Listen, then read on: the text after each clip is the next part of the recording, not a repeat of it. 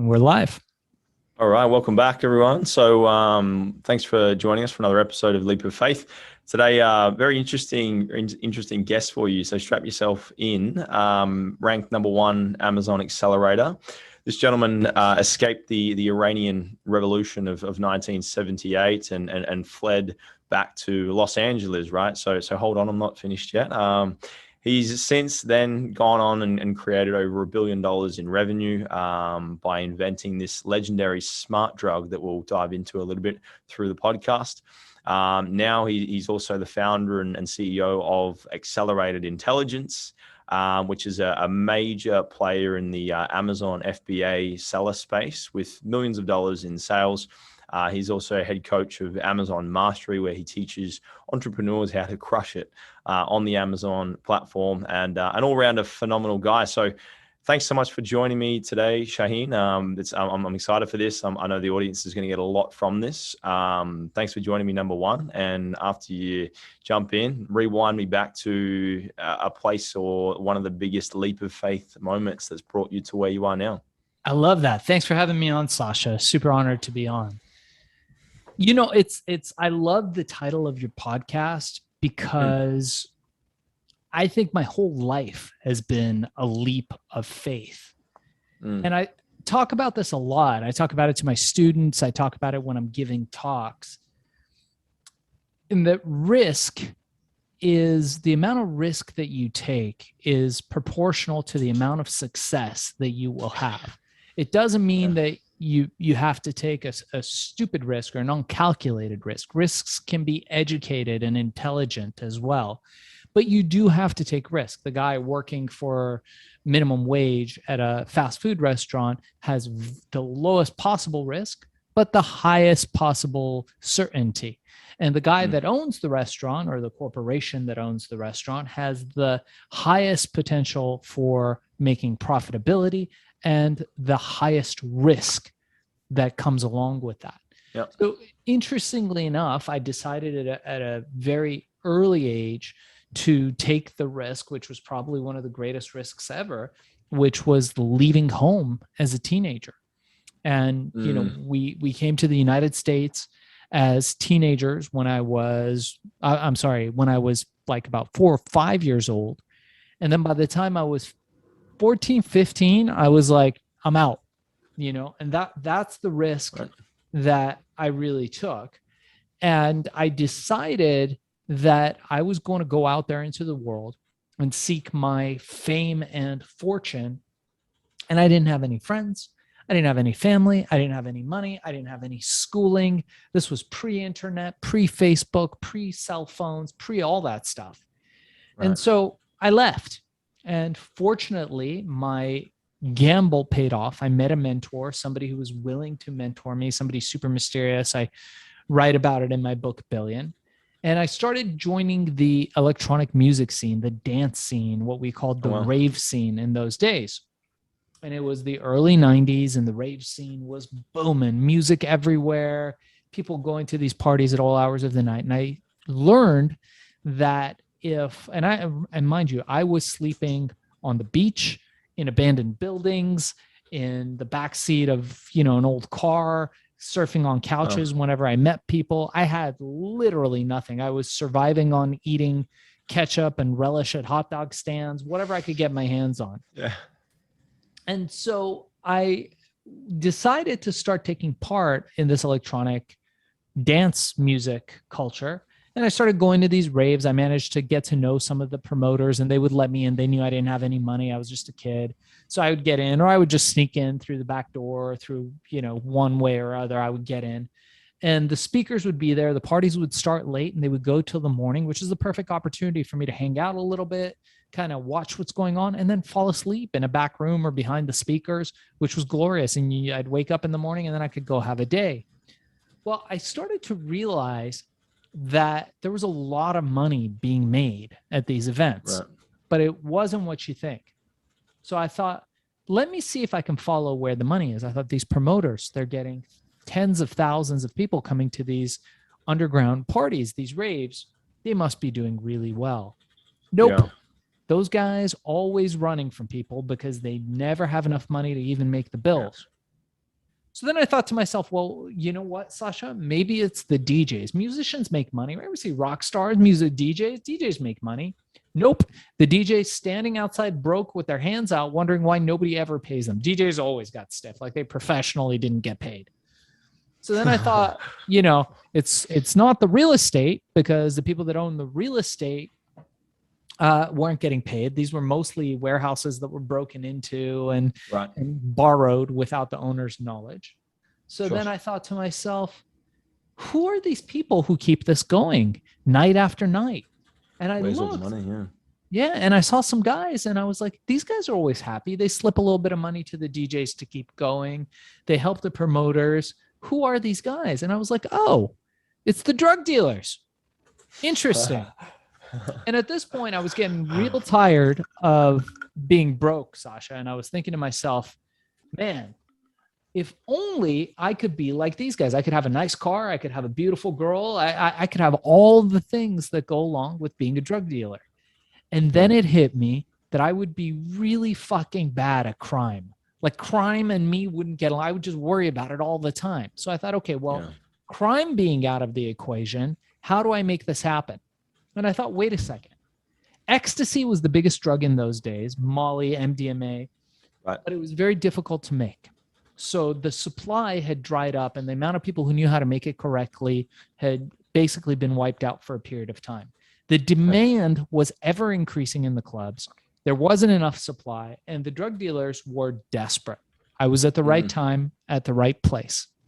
Right. So I decided, hey, what if I came up with a legal version that was completely natural, no side effects, couldn't get me in trouble, and I could produce it for cheap and sell it for expensive.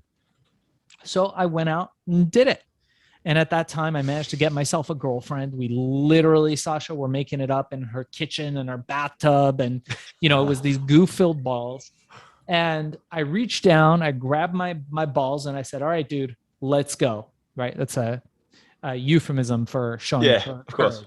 courage. So I found my courage. I went out to the club, found the first drug dealer I saw, and I said, hey, sir, will you sell this? And he took one look at me. He said, fuck off, kid.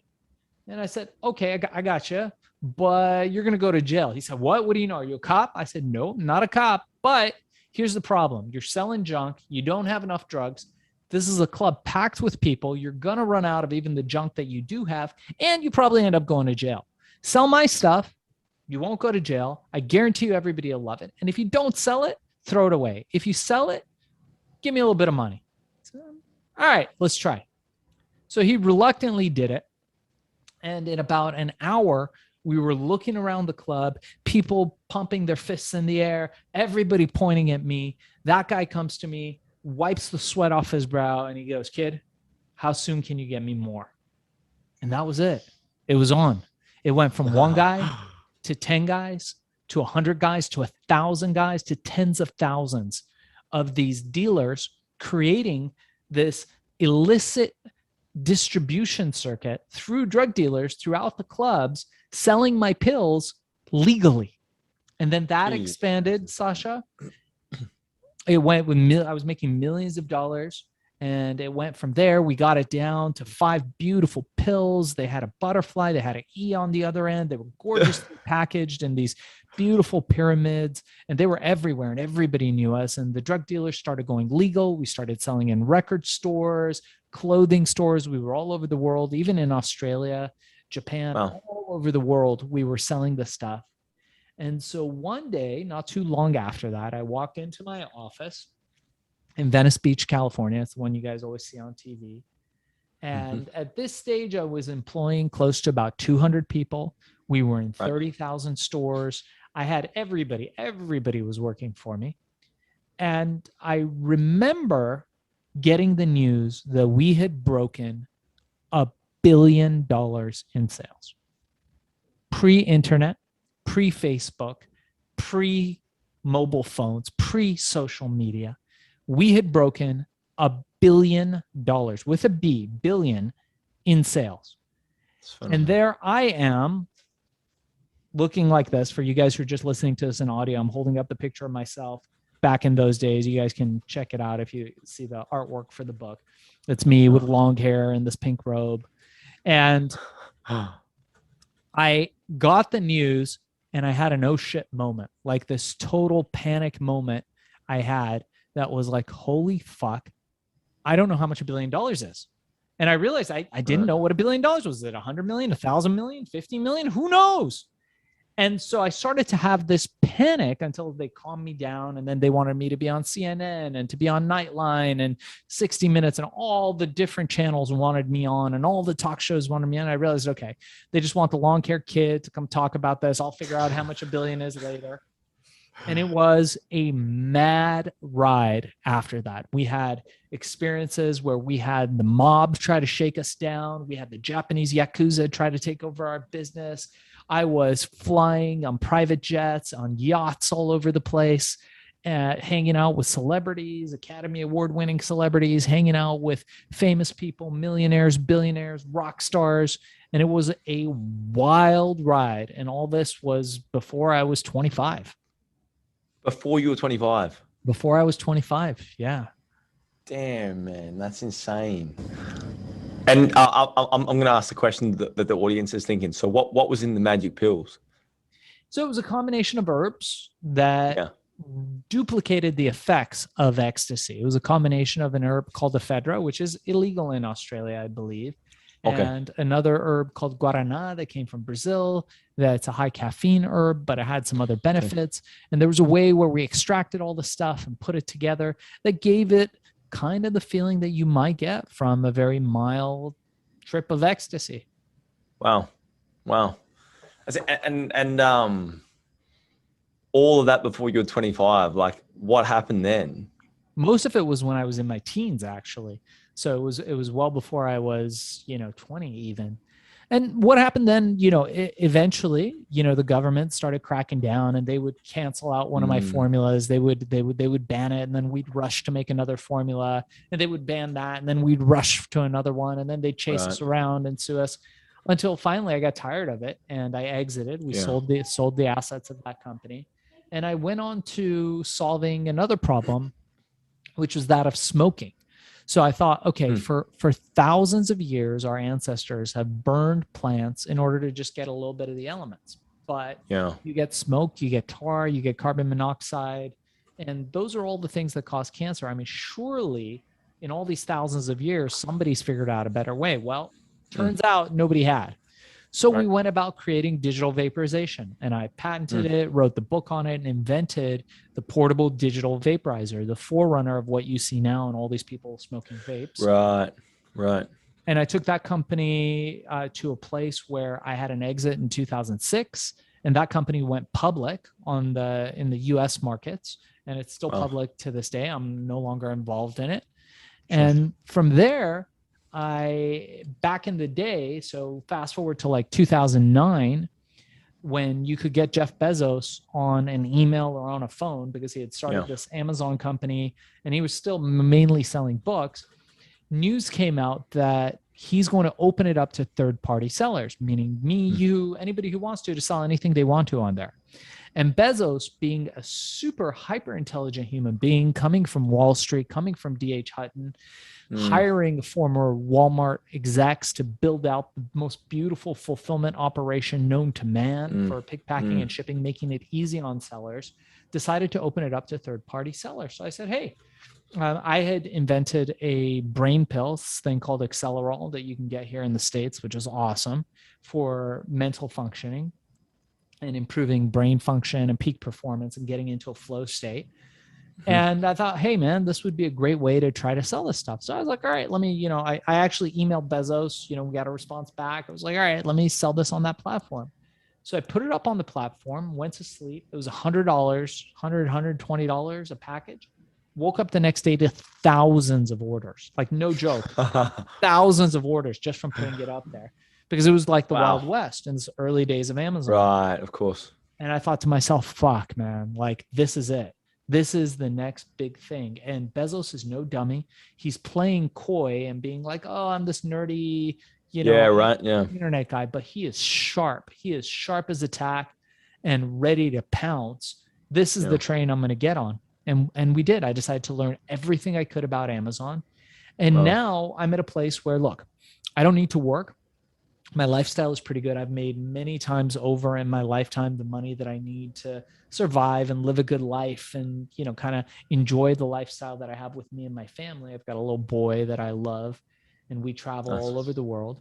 But what I enjoy doing now is inspiring other people to have the success that I've had, mainly on the Amazon platform. And we run this Amazon mastery course, which, by the way, if any of your listeners or viewers are interested, I've got a 1-hour course that tells you everything from A to Z, how to get involved in Amazon, how to pick a product, how to beat the algorithm, how to get reviews, all that stuff. It's $200.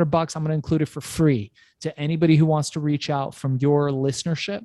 We're going to include that absolutely for free. But we have a course, we have a mastermind, and I teach people every day how to build this foundational style of thinking, how you build cash flow positive real estate, investments with compounded interest in the markets, how you build an e-commerce business, an e-commerce platform that's going to create predictable recurring revenue for you month after month without you having to sell your hours. It's the greatest injustice to entrepreneurs like yourself and me that we would ever have to sell our hours for money. I'm curious, like the thing that you do so well, man, is you make it so effortless, seems so effortless for you to diagnose a problem and then formulate a solution to that problem and then commercialize it. I know that like a lot of younger entrepreneurs and people, particularly like starting out, they're like, what do I do? Like, how do I, you know what I mean? Like, how would you like if you were to say, and you were to like distill down your thinking or your thought process around the nightclub scene, for example, number one, like looking at that, number two, the whole like, smoke and vape scene, how you jumped into that next, like talk me through like the overlap or the criteria, if you will, like how do you go about like analyzing and detailing something to realize it actually has some potential and then take it into something that with, huge commercial gain? Better than that, I'll give you a blueprint of how it's done and how you should do it. So a good friend of mine, Australian actually, named Wayne Boss, who's a friend and a mentor. And Wayne is just one of these super geniuses that gets into deals. He goes in and rescues troubled companies and turns them from $10 million companies into $500 million companies and flips them. And he does this like it's nothing, like he was born to do this. Right. Wayne taught me about his 3-pronged system, which is what I've been using all along: knowledge, courage, action. Those 3 things. So the first thing that you need to think about is distribution first. So this is the thing I teach in my course. And we'll talk about knowledge, courage, action, that we also talk about in my book, Billion. And anybody who's interested, you can get the first chapter of the book for free now on Spotify, Google Podcasts, Apple Podcasts, wherever. It's called Billion, How I Became King of the Thrill Pill Cult. And the first chapter is on there for free. So please feel free to download it. The first thing is, the first mistake that people make is they think that if I build a better mousetrap, the world will beat its way to my door. That, of course, we know is incorrect. And we know that companies like Amazon have made that a near impossibility. It doesn't matter if you have a better mousetrap. What matters is that you tell a better story. So knowing that, what we do is we don't create products and run around furiously, people in my course, at least in Amazon Mastery, run around furiously trying to figure out where we're going to sell it. What we do is we look at markets and we look at Amazon and we spy sales and we say, hey, what sales are these other companies doing? Okay, we've got an indication, and we use tools and we teach how to use those tools. And it's in the 1-hour course that I'll give you guys for free. So make sure to reach out to me to get that. But we share tools on how you spy sales. So you spy sales, you find a market, a niche. Riches are in the niches. So you find a niche where there's a lot of profit, but the competition is weak. And you come in and you dominate that niche, not by having some blockbuster product that's going to revolutionize an industry. Sure. Leave that for the Steve Jobs of the world. Sure. The Steve Jobs and Elon Musks of the world, they can take that risk. For us, what we're going to do is we're going to come in, we're going to find a niche, and we're going to dominate it by exploiting the weaknesses of the competition. And we do that by finding what the market needs and just feeding it that. It's such an easier path, Sasha, than, I'm a person who's innovated products for the better part of the last 30 years. I've innovated, created products, invented, patented stuff. And it is a long, difficult, challenging road to profitability. Sure. If you want to get to profitability in a straight line rather than going around and zigzag and whatever, you want to find what the market needs and then feed it that, and then bring and add value. That is the thing. And you always think distribution first. So back to our 3 pillars, our Wayne Boss pillars that he teaches. Knowledge. It's the first thing you need. How do you get knowledge? You can buy knowledge, rent knowledge, borrow knowledge, steal knowledge. Once you have knowledge, what does that give you? It gives you courage, because you know that with that knowledge, you can do anything. If I told you, hey, Sasha, let's go jump out of a plane tomorrow, you'd be like, or right now even, you'd be like, Shaahin, you're out of your fucking mind. What do you mean jump out of a plane? I don't know anything about that. You wouldn't have the courage. But if me and you spent the next month learning about it, learning about the parachute and the backup chute and how you do it, and watching the videos and taking the courses and practice how to land and all this. And I said, hey, Sasha, let's me and you go tomorrow or today and jump out of a plane. You'd be like, bro, it's on. Let's go. Why? What's the difference? You're not a different person. I'm not a different person. You don't have any less or more courage. It's because you have the knowledge. The knowledge gives you the courage. So in the same way where we acquire the knowledge, that's the first thing we do. So on Amazon, we get the knowledge. We teach you the knowledge. That gives you the courage to do the final thing, which is to take action. The one thing that nothing is possible without. So you've got courage, then all that's left is you take the action, and sure, you might fuck up. It happens. I do it. You do it. But you just repeat the process, and eventually that nail will go through that piece of wood. Yeah. I've got it's really interesting. It's quite similar in a lot of ways. I've got like a 3 pillar system that I teach as well. And it's like information. Mine's like information being number 1, because this shit's everywhere. You can go and buy a book anywhere and consume that, but it doesn't really get you anywhere. Actions number 2. Once you've got the information, you've got to take some action on it, and generally speaking, it's in like a new direction. And then the final piece for me is like feedback. And then feedback comes in the way of, maybe it's a coach, maybe it's your environment, maybe it's you losing money, maybe something's happening around you that, provides you that feedback of like what's happening, which will generally, inspire some level of new information gathering. And then you go back around the cycle. So there's a bit of overlap there. That's interesting. I like it. Sounds like the same thing. I like it, man. It's really cool. I feel like your story is inspiring, like on so many levels, like listening to, what you've done and how, like, I'll say it again, like easily and effortlessly you talk about, being able to kind of work your way through a lot of the things you've done. What are some of the challenges that you've kind of faced, or what are some of the things that, you've really run into in terms of like problems as well? Yeah. So there've been lots of problems and lots of challenges. One of the cool stories from my book, Billion, How I Became King of the Thrill Pill Cult, for you guys who are just tuning in. One of the cool stories in there is that I was in my office. This was in the 90s. And a man shows up very clean in a black suit with a hat, like the 1950s looking guys. And he has a duffel bag with him. And upon closer observation, the hand that is holding the duffel bag is missing a finger. Japanese man. He opens up the duffel bag. There's $1 million cash, crisp bills in there, and an invitation to go to Japan aboard a private jet. Now, the younger me would definitely do that, and he definitely did. And it turns out, not to spoiler alert for any of you guys who want to read the book, be aware of this.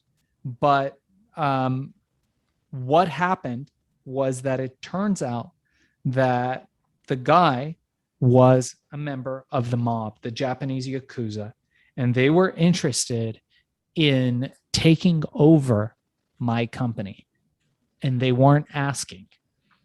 And a hilarious evening ensued. And I encourage you guys, if you want to learn more about that and what happened there, please, read my book, Billion. But that's just like a little teaser of one of the things that happened. More importantly, if you want to talk about more general things, as opposed to like a specific instant that happened, there was a lot of people stealing from me.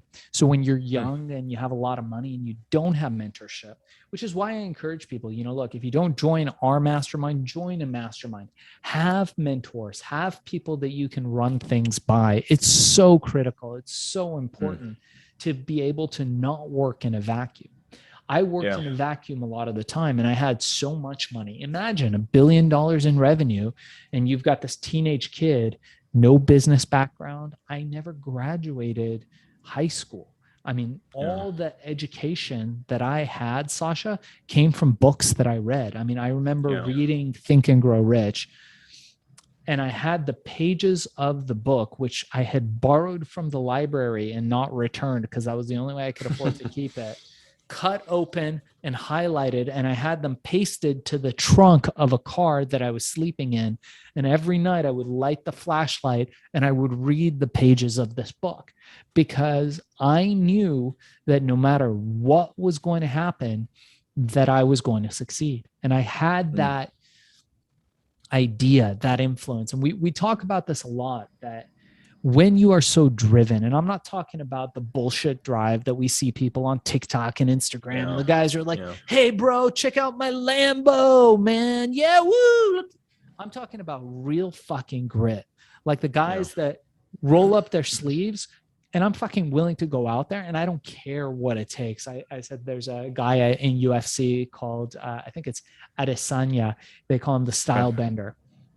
And there's a great style bender. Yeah, he's amazing. And there's a great clip of him before he's going into this fight with, I don't know if it's Tony Ferguson or one of the great fighters of UFC. And you see his face and he's cut and he's sweating and he's just repeating to himself, I'm ready to die. I'm fucking ready to die. Let's go. And I think I've seen this. Yeah. Yeah. And you can see the conviction in his face, the purity. And there's something about that that's so beautiful, that's so pure, where you're like, this guy has made the decision and there's nothing. You're going to have to fucking kill this guy if you want to stop him. And he wins. He becomes world champion. Same with Tyson Fury, Gypsy King. If you've ever seen him fight or hear one of his interviews, he tells you he does not give a fuck about any of that stuff, fame, fortune, any of that. All he cares about, knocking motherfuckers out. That's all he cares about. He says, he says, I'm a Spartan, and that's what I'm here to do. And it's in those moments where you realize somebody is self-realized, not meaning that they've had some great spiritual revelation or something like that, but rather that they've known themselves. They understand themselves, that they understand their strengths and they understand their weaknesses. And they've come to a place of reconciliation with who they are. No bullshit. They know that purity, it rubs off on a person. Yeah. I feel like if you meet somebody like that, you just can't help but want to help them. So people ask me all the time, dude, you didn't have any money. How did you make the first batch of pills? I say, you know what? I went out there and I talked to people. I influenced people using the elements of influence. But in those days, I was fucking hungry, man, literally, figuratively. And I had the grit, and you could not tell me. Many people told me that I was going to fail, and I probably should have listened to them, but I didn't. And people would help me. I would walk into places and people would smell it on me. They would be like, man, I don't know what's going on, but a lion just walked in asking for a steak. I'm going to fucking give it to him. I'm going to help this guy. And that's what happened. Yeah, it's I know exactly that burn the ships mentality, the focus, the clarity, and the like you said, purity. You know what I mean? It creates there's like I think what it is, you know, when you have that, there's no safety net, there's no plan B, and it just becomes like, right, the only option's winning. It just depends on to what capacity I'm going to win, right? I think at the moment you introduce like some kind of plan B or some kind of if this then contingency, I use this analogy. It's like walking into a room at like an event or something, and there's a whole room of like strangers, and most people, you know, they'll navigate through the crowd and they'll maybe hold a drink or clutch a drink to themselves. These days, it's probably more so like a phone. Maybe you'll bury yourself in your phone, your social media, and you'll get around the room and you'll kind of maybe meet a few people here and there. But the moment you see like, you know, old Jenny from high school, even though you don't even like Jenny, next thing you know, bam, you're there and you're hanging out with her and you're bitching about all the friends back at high school and how they're all doing this and they're all doing that. And then you miss the opportunity of that whole, you know, group of people that probably is new network, new business, new opportunity there. Now, if you remove Jenny from the room, the only option is like, do you leave meeting everyone and everyone knowing your name, or do you leave with 50% of the people thinking you're amazing? You know what I mean? It's like, to what degree do I win with that burn the ships mentality? I love that you mentioned that, man. That's brilliant. Yeah, you're right. And I'll tell you what, you got to become that motherfucker that just doesn't give a fuck. You become Tyson Fury. You become Stylebender. And when you don't give a fuck, just go in that room and the right people will be attracted to you. The right situations will be attracted to you. You will build the network. You will make the money. And Jenny and her 7 sisters and her 8 friends will be chasing you down. Because one of the lessons that we learn, and, you know, we teach it again, you know, in my course, is don't lean into life. My good friend Stuart Wilde, who wrote the book, The Trick to Money is Having Some, a great book from the 1990s or late 80s. A little bit of woo-woo new age stuff, but really great. And Stuart was a good friend of mine. He always taught us, don't lean in. You know, when you go into the world being like, dude, I'm going to make $1 million and I'm going to go out there and I'm going to get the most beautiful girl. The guys that talk like that, think like that, guys and girls that talk like that, think like that, they never get it. It's pushed further and further away from them. It's the guys that go out there and go, you know what? I'm going to bring excellence into the world. I'm going to bring value. Like Steve Jobs said, let's put a fucking dent in the universe, because that's what we do. We're alpha men. We're alpha leaders. We're going to go out there and we're going to put a dent in the fucking universe. The money comes as a side effect. I tell this story, you know, it's really funny to this point. So I was sitting in my office. I'm, you know, I don't know, 19, something like that. And at this stage of my life, it was very difficult for me to trust people. I had so much money, but everybody was trying to get my money. Everybody was after me. You know, I was a little bit paranoid, but I was a lot right. And so I had this dog, and I loved this dog. It was a white albino pit bull, and it was like my only friend, my only real friend that I could trust in those days, right? I didn't trust the girlfriends. I didn't trust the hangers-on, or, you know, the groupies or Entourage. anything. It's hard. It's hard when you have your 15 minutes of fame and you've got, you know, hundreds of millions of dollars hanging around. It's hard to know who's your friend. And I just remember going through piles of, like, there was like stacks of bills and pills, and people would be sending me real drugs from all over the world. And I'd be like, fuck, man, I don't do drugs. I, you know, throw them away. And I was going through these piles and I'd see a check for $1,000. I'd be like, I'll fucking deal with that later. Check for $10,000. And then, you know, the dog knocks down the pile and I pick it up and I look at one check and there's a check for $1 million. And I just put it back on the stack. And then I took a double take. It was late. I was fucking tired. I was like, dude, I just took a check for $1 million that's probably 2 months old that I haven't cashed just because I haven't given a fuck, and just put it back on a pile that I'll probably not see for months and months until someone gets to it. That was the level of printing money that we were doing. I was making pills for 25 cents and selling them for $20 all day long. But it just goes to your point of that attitude where I didn't give a fuck. It didn't matter. I wasn't chasing the money. Even when the money came, I was like, yeah, of course, that's the money. The money's here. That's like, you know, it's there. Like, it's just like, yeah, whatever. I heated some eggs. There's no surprise that there's an omelet in the pan. Yeah, yeah, yeah. It's a great way to think about it. This is super inspiring, man. Like I'm getting inspired listening to your story and the way you can articulate some of the experiences you've been through to make it really tangible or make it really easy for people to follow along with. Like, what would you suggest a starting point? Like, you know what I mean? Like, there's so much bullshit in the world right now, in the way of whatever's going on with this COVID thing. People are panicking, people are fearful. Even if you're in a secure, stable job, I was saying to my fiance this morning, all the media and all the noise in the market right now, it still creates this low level kind of like uncertainty and fear, right? So, what would you say for a young guy, early 20s, maybe teens, maybe similar to like yourself, a starting point, right? You want to be an entrepreneur, you want to be successful, you're looking to grow something great with this current climate, this current market. Like, what would you focus on personally, and then also like in a business sense as well? So COVID has been very unfortunate, obviously. And, it's sad that a lot of people lost their lives, they lost family members. So by no means am I making light of that. With that Yeah. said, many new fortunes have been made Mm. over and over again.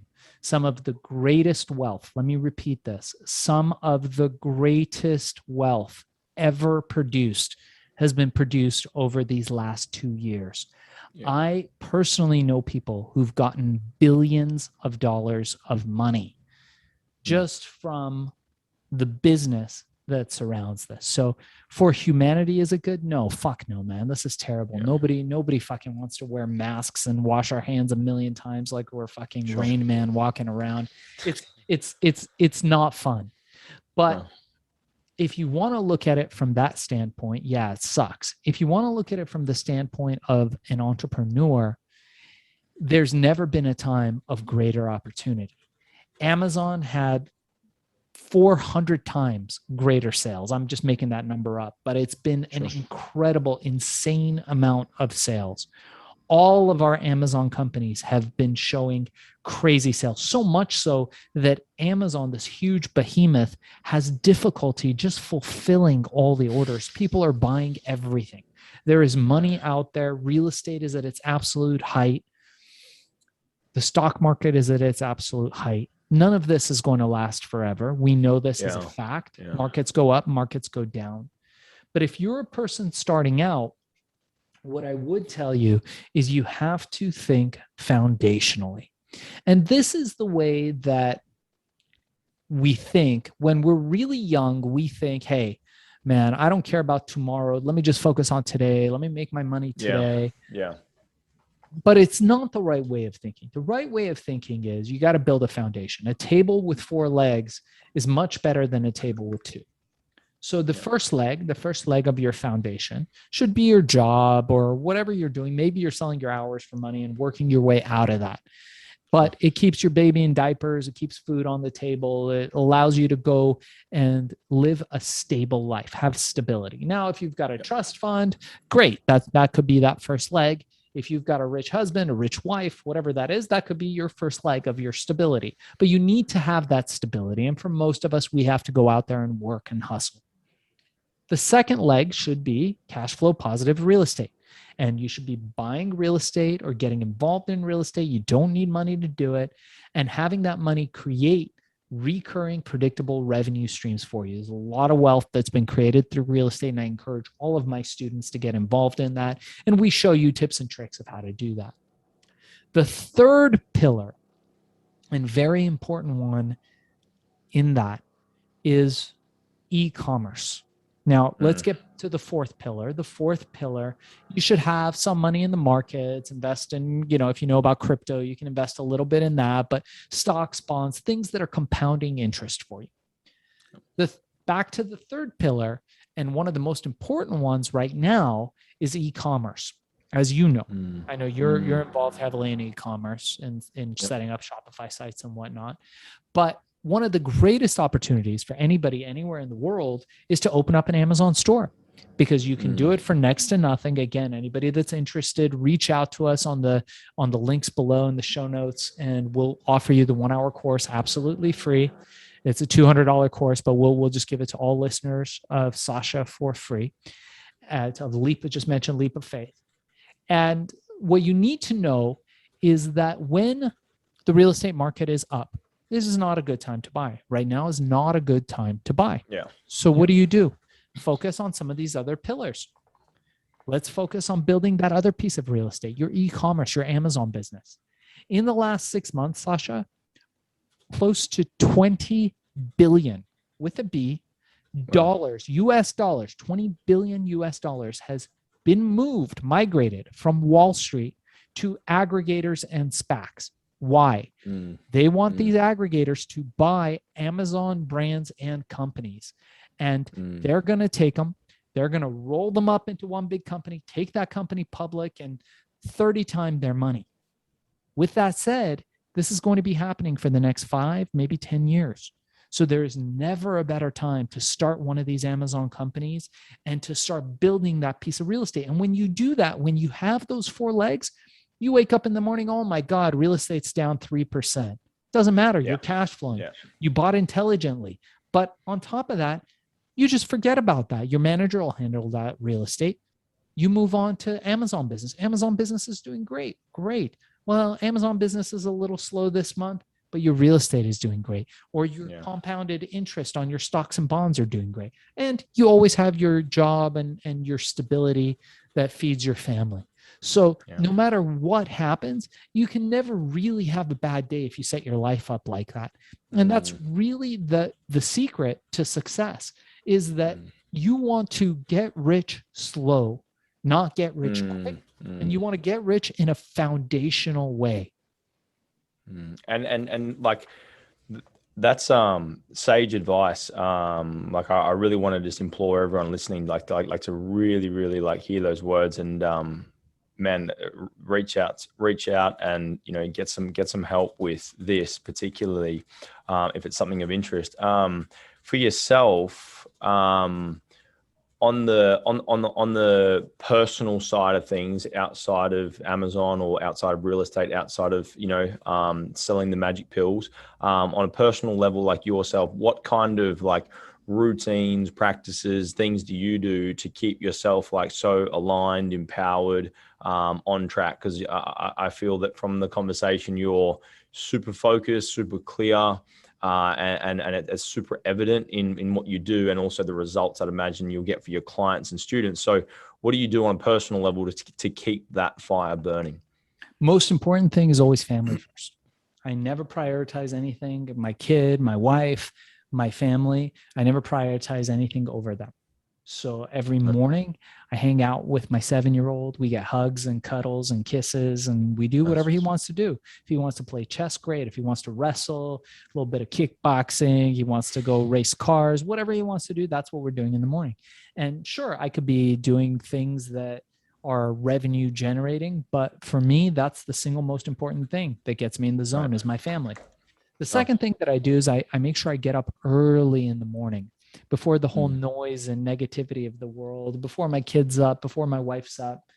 And I have a nice little meditation. There's a bunch of different ways. And if anybody wants to reach out to me, there's an amazing virtual reality meditation app that I'd love to share with you guys. I could send you a code for that. And I'm really into the high-tech meditation systems now. So I like to do that and get my brain into a deep trance brain state where I can be in the optimal flow peak state. Then I like to do some breathing exercises. Wim Hof, one of the best. There's another guy called Patrick McEwen, an Irish guy who's got this thing called the oxygen method, which I love. I will do that. I will then have some aggressive physical exercise. So usually it's 2 hours of jujitsu, an hour of biking, running, or swimming. Jesus. Yeah. Nice. 2 hours. Pretty aggressive. Do you train yourself? Yeah. It's more so like resistance or functional. But I may add the 2 hours of jiu-jitsu to the mornings. Jiu-jitsu can be pretty aggressive. So, but it's fun. Combat sports are excellent if it's what your thing is, if it's what you're into. And, you know, and from there, I've got a pretty good regime of supplements. If anybody wants to know what my supplementation regime is, I do a series of supplements for boosting immunity, boosting Nice. energy levels. I take Accelerols and Nootropic. We've got a bunch of new nootropic supplements, and I take matcha tea. I love matcha tea. We make one called Matcha DNA, which is one of the best in the world. You can get it anywhere in the world, and it's really spectacular. So I have some tea. I'm currently 90 days cycling off coffee, which is fucking hard. If you ever want to do that, it's not recommended, man. How was the Um, first like week or so? Was it tough? it's hard, man. I gotta say, like, I'm a pretty disciplined human being, and I can Mm, do, if I gotta eat something, I can eat it. If I gotta not eat yeah, something, I can not eat it. You tell me go keto, I'm there. You sure. tell me, right, paleo, let's do that. But caffeine is difficult. So Oh, the first month I did no caffeine whatsoever, just herbal teas, mint tea and shit, and I just couldn't fucking do it. So now really? I'm back on matcha tea. I have this Brazilian tea called guayasa, which is really good. This other Okay. Argentinian tea called yerba mate, which Oh I yeah, yeah, really yeah. enjoy. This Chinese tea called pu'er tea, which is really Mhm. nice. And that's got me feeling pretty good right now. So I Yeah, don't know if right. I'm going to go back to coffee. You and me can talk in a little bit, and I'll let you know what 90 days with no coffee is like. I really do like coffee, though, is the problem. I like the Mm, smell and the grind and my Italian coffee machine, and the whole experience. sensory Mm, experience mm. is really, it's really spectacular. But let's see. How's the stability without the caffeine? Like, do you feel generally speaking a little bit more consistent or not Yeah, too much of a difference? you're more hydrated, you're Yeah. more focused. I mean, look, I think coffee, what I'm learning is that it's a tool that's very effective when used tactically, Yeah. but very addicting and Mm, reverse effects when used habitually. So yeah. if the So true. one who uses coffee, you probably would find the most benefit cycling it and using it tactically rather than habitually. Because if you start Mm, using it and then you stop for a few days and you start having really shitty effects, then you're using it habitually. If you yeah, so use it true. when you're Yeah. right before a big project, a big meeting, like you're going to sell your company, you're going to get 20 million bucks, you got to meet with the VCs, and you're on a red eye flight and you're going to get off the flight and you need to be at your best, that's a tactical time. Sure. If you wake up at Yeah. 8 a.m. and you got to fucking have it, otherwise you're going to be lousy the whole day, then you're using it habitually. Yeah, that's good. That's nice clarification. And I guess like I mean, is there some particular points like I want to be respectful of your time as well, man. I know we booked out a session here for around about 60 minutes. For you like moving forward into what you're doing right now, it's like fascinating to hear all the different things you're working on, projects, green teas, like different, all different things. I don't think we dove into that in full depth. I feel there's a lot more that could be, uncovered. But what's kind of causing you fear at the moment, or causing you a little bit of like hesitation or trepidation of what's to come in the future? Like, what's the leap of faith that you're on right now? COVID doesn't scare me, if that's what you're asking. I'm pretty much over it. I Yeah, think in the beginning we were all like, fuck, what is this? Are we going to die? Let's wash all our fruit and wipe down all our fucking groceries and, like don't talk to anybody, don't touch anything. And I think we're now learning that it's not that, and we're over it. And I'm not a doctor, so I'm not going to speak to, vaccines or not vaccines, even sure, though sure, sure. I am vaccinated, and, I believe in science. So I'm a very science oriented guy. I think one of the things that we learned during this time, which is probably the thing that's most disconcerting, is human nature and how really nasty people can get if given the Mm, opportunity, which leads me to the bigger lesson for us all is that we can't get caught up in other people's negativity and all their fear and all this stuff. And instead, we have to be in a place where we can bring up our friends and family. And the way we do that is by being successful ourselves. The yeah, greatest way for you to empower the people around you is by you being empowered yourself. So Yeah. go out Yeah. there, fucking kick ass, make as much money as you can, and come back and then inspire and empower people with the things that you do. A great example of this is Bill Gates. If you ever watched that documentary on him called Bill's Brain, did you ever see that? I think I watched part of it. Yeah. I think I did. Yeah. Totally worth it. Because here's a guy who, again, he wasn't out there to make billions of dollars. He could give a fuck. He wants to be on an island somewhere with like 20 bags of books. That's what that guy wants to do. He's not interested in any of that shit. But he's one of the wealthiest people on earth. Why? Because he's obsessively excellent. Everything he does is excellent. And he thinks about problems in a way that you or I might not. When we're thinking, dude, I'm going to go out there and I'm going to give 10 chickens to the homeless people on the street to help them. People are like, oh, that's very nice. You're going to help 10 homeless people. Another guy's going to come along and go, you know what? I'm going to give 100 chickens to the homeless shelters. And then we're going to feed 100 homeless people. Okay, well, that guy's doing a little better. This guy is figuring out how we create synthetic chickens in a lab to solve the problem once and forever. And he calls it wholesale solving of problems. Like he's solving that problem with the sewage, and he's solving the malaria issues, and he's tackling these big problems. So he thinks about things in what he calls a wholesale level. And that's really fucking impactful. So somebody who would know less would look at him and go, oh, well, this guy doesn't care about people. He's not really, when has he donated to church or charity or this and that? Sure. But no, that's just an inefficient use of his time. And there's nothing that offends that man more than inefficiency. I feel the same way about inefficiency. He wants to be efficient. He knows he's got a limited time on earth. We all have a limited number of hours and a limited amount of resources, no matter how much wealth he has. And so he needs to figure out the way to make the biggest impact possible with what he has, all the resources, including his brain power. And that's why he works the way that he does. And I invite every single person listening to this podcast, reach out, join us, and learn how you too can deal with problems on a wholesale level, empower yourself, especially during these fucked up times, during these times of COVID. So when all this is over and we're looking at it from the other end, you've got your foundations, you've got your pillars, and you are empowered, and other people will be attracted to you so that they can be empowered too. Yeah, it's brilliant, man. Thanks so much, Shaahin. This is phenomenal. Anywhere particularly you want people to hang out with you on, platforms or anything like that? Yeah, absolutely. So everybody listening here, please join us. We've got a podcast. You can get it on Stitcher, Spotify, Apple Podcasts, Google Podcasts, anywhere podcasts are heard, called Hack and Grow Rich.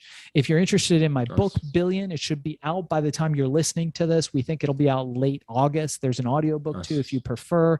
You can get that. The first chapter, again, is free. The podcast is called Billion, How I Became King of the Thrill Pill Cult. The book will be out on Amazon, Barnes & Nobles, all the places you get books.